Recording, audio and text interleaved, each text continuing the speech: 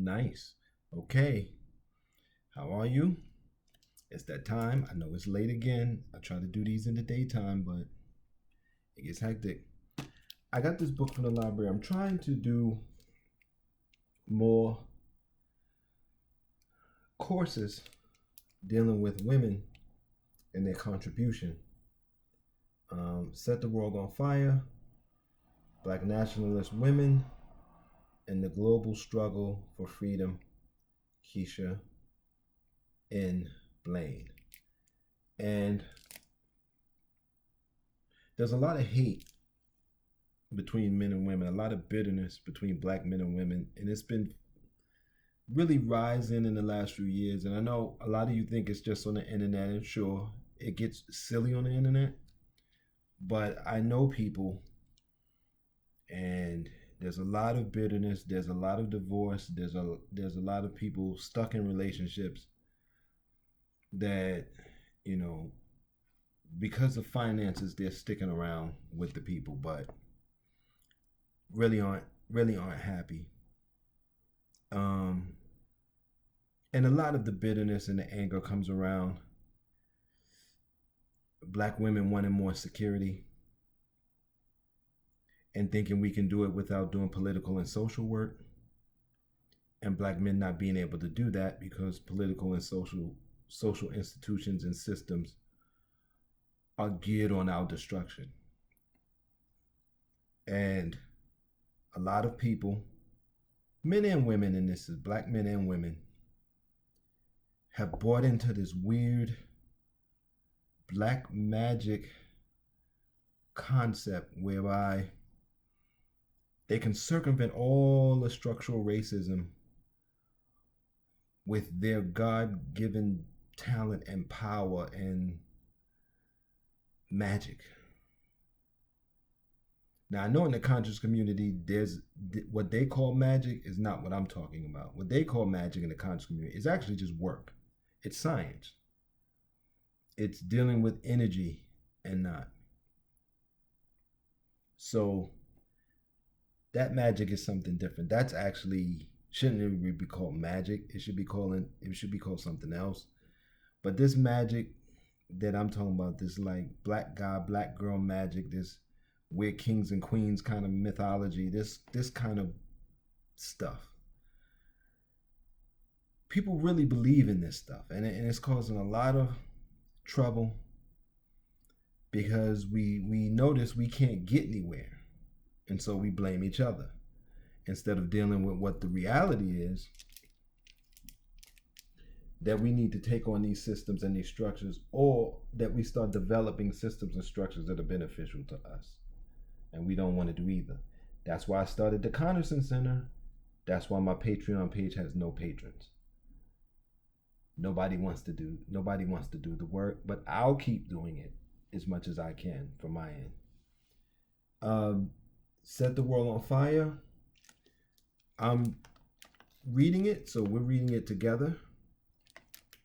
And I went to a section, the Jim Crow section, because to me, Jim Crow didn't end until 2020. And I might have to do a video on 2020 to say why I believe that, or why I think that way. Not believe, why I think that way. Or I'll make a case that it didn't end. So I wanted to read something about that era and women in that era, or at least nationalist women. Let me get a little bit of water.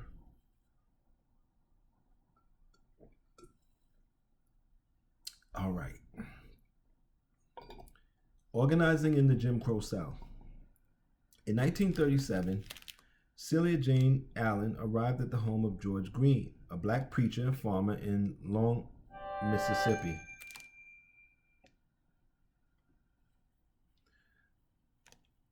A small community located between Greenville and Leland on the Washington County and Sunflower County line.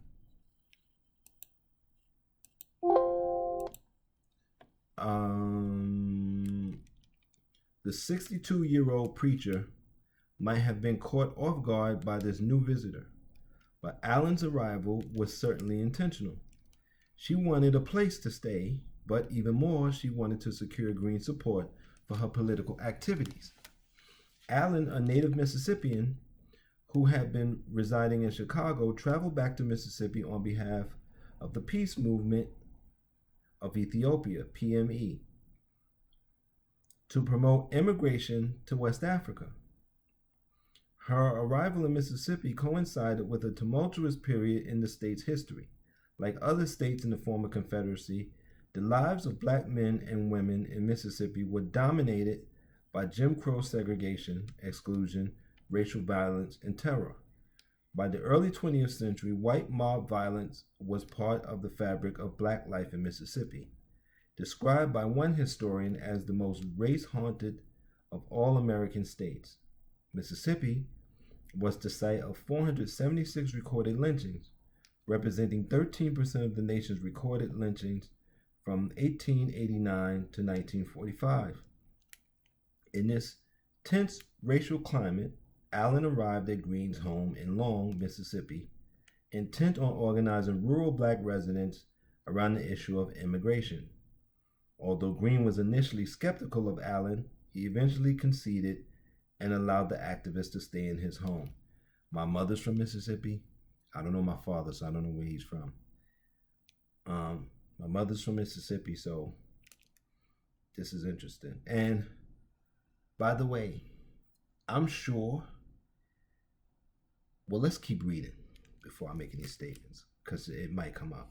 But just reading this part, I'm sure white people would have supported her, because they want to send us back to Africa too. In the ensuing months, Allen went on the mission to establish local branches of the PME in Long and later in Matherville, a remote plantation community in southern Mississippi, a few miles away from the Alabama border on the Clark County and Wayne County lines. Later, recounting her activities, Allen noted that she was successful in getting many thousands to heed the call and sign their names. Many places I was in danger and was advised not to mention to the people about going to Africa. She continued, but I never ceased to plead with them and was successful to leave the South without any trouble. By her own account, she managed to secure more than 4,000 signatures from black residents in Mississippi, Alabama, Tennessee, Kentucky, and Missouri during the 1930s. In 1942, in a letter to one political ally, she claimed to have collected over 1 million signatures of black residents who were willing and ready to abandon life in the United States for the prospect of a better one in West Africa. I wonder if they did that now, what would happen? How many signatures would you get? And if the government would fund it? I'm not sure. I'm not sure they would let us go, because then who are you going to blame things on when they go wrong? Allen's organizing activities in the Deep South were part of the PME strategy after their failed petition to Roosevelt administration in 1933. In the years after FDR petition, PME founder Mittie Maud Lena Gordon and her supporters began to extend their political activities to the South, specifically targeting rural black sharecroppers. In 1936, Gordon appointed Allen as one of the PME's national organizers sent to organize Southern blacks in rural areas. From 1937 to 1942, Allen led a grassroots black nationalist movement in Mississippi and in neighboring states, advocating for Pan-African unity, economic self-sufficiency, and political self-determination during a period of economic instability, drawing upon the Southern black nationalist tradition popularized by Bishop Henry McNeill Turner of the African Methodist Episcopal Church, Tuskegee Institute founder Booker T. Washington, and others. Allen called on impoverished black men and women in the region to set their sights on Liberia, where PME leaders had received some assurances that relocation would be welcome. That's what I was going to ask next. Was somebody on the other side waiting? So that's a good thing. Back to the book. Deploying black nationalist theory and rhetoric, including the tenets of black political self-determination, racial pride, and economic self-sufficiency, Allen worked with the organizing tradition as she attempted to garner support for her cause, centered on transforming the political consciousness in individuals in order to build greater participation in civic and political life. The organizing tradition, as opposed to the emphasis on large-scale and short-term public events, known as the mobilizing tradition, represented the bottom-up, community-based political activism that was vital to the development of local leaders. Reflecting the grassroots and community-based tradition of struggle, the organizing tradition rested upon a developmental style of politics, which allowed for identifying and nurturing local black leaders. This philosophy undergirded Allen's activities in Mississippi during the 1930s and 1940s, as she worked to galvanize rural black men and women and advance black nationalists. Let me show for the people watching on video. Sorry, people listening on audio. I'm showing the map of the counties in Mississippi that's in the book.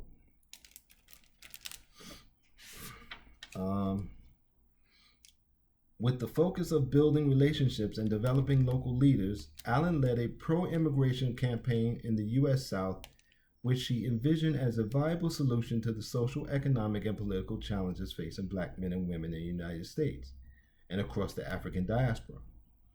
Her political ideas, however, were far from complex. Embracing a biological conception of race, Allen pursued an unlikely political alliance with Mississippi Senator Theodore G. Bilbo. Man, this is a well-known white supremacist who actively supported racial separatism and, by extension, black immigration. See, I told you, I do. Recognizing his influence in the state during this period, Allen sought out Bilbo's support for her political activities and imagined that she might be able to use her ties to the senator to advance the movement. To that end, Allen tried, though unsuccessfully, to obtain Senator Bilbo's aid to curb white mob violence for the purpose of rallying support among black sharecroppers interested in immigration. Allen's story shed new light on the range and complexity of black women's activism in the Jim Crow South, shifting the focus from local struggles for voting and citizenship rights. While many Southern black women of various economic backgrounds were actively involved in mainstream civil rights organizations and women's clubs, others found a space in black nationalist organizations like the PME, in which to agitate for black political and economic rights. Allen's efforts to organize rural black men and women in Mississippi and in other nearby states underscore the continued silence and influence of black nationalism in the Jim Crow South during the 1930s and the 1940s. Significantly, Allen's activities highlights the crucial role women played in sustaining black nationalist politics and reveals how these women strategically adapted their actions and ideological messages to fit the local settings in which they worked. So,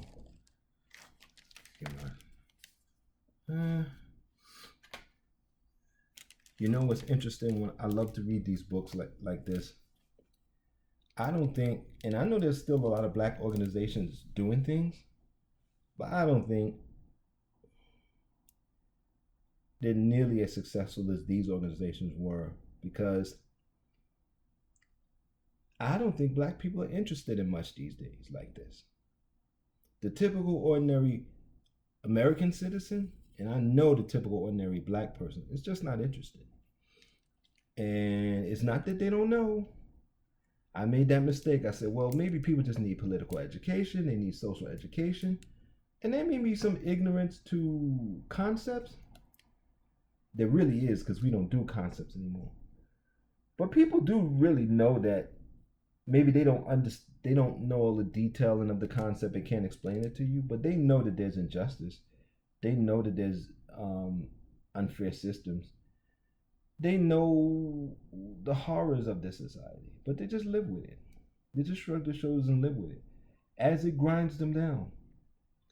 And they know that it's giving them health problems, physical problems, mental health problems, and they just treat it like it's life. And that's a horrible situation, to be so accustomed to something, to be so well adjusted to your own suffering. It's really sad, but that's what we're living in. So I like to read things like this to remember a time when we were so active, and to think about what would be possible. And hopefully I share these videos and maybe young people will get onto this, even though a lot is open to young people. And maybe they'll see what's possible for them if they have the energy, the will, with the modern tools. There will be no stopping them. Then if young people of all ethnic groups did that, they could actually end racism in the United States. I would say anybody who's really, any of us of any age can do this. But I'm 52, and most people my age and up, their mindsets are so solid, that they so locked, that there's not much hope for us. But if you're 20 years old and younger, you could actually end racism in the United States if you want it. You and your friends, with all the information you got, and you still have enough adults like me that would help you, you could do it. With the tools, you could do it. You'd have to work through some, people are going to try to buy you off on the white side. And even if you have a little resources on the black side, but you can end it. And your generation, whichever generation ends racism in the United States, is going to be the greatest generation of human beings ever. Because racism is so awful and it's global. But here is the worst. It's built into every single fabric of our being. And if you could end it here, oh man, you would be. I'm getting excited just thinking about it, just envisioning it. That would be really great.